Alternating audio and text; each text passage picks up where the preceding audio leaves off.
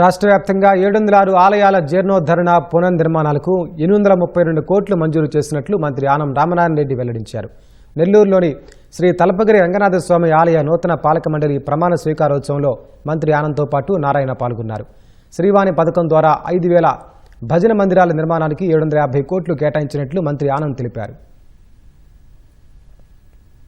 కూటమి ప్రభుత్వంలో 750 కోట్ల రూపాయలతో ఈ 3 రకాల భజన మందిరాల నిర్మాణం చేయడం ఈ రాష్ట్రమంతా ప్రతిష్టాత్మకంగా చేస్తూ 2 సంవత్సరాల్లో భజన మందిరాలన్నీ పూర్తి చేయాలన్న లక్ష్యంతో ఇవాళ దేవాదాయ శాఖ అధికారులందరూ కూడా పనిచేయడం జరుగుతుంది.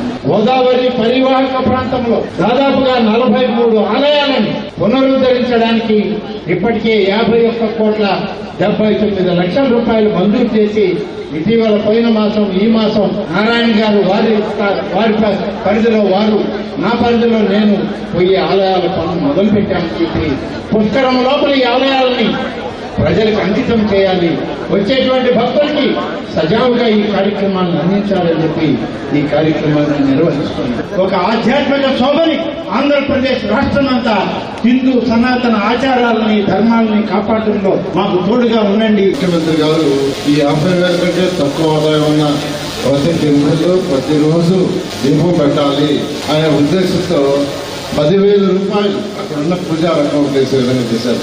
ఇది చాలా చాలా గొప్ప విషయం.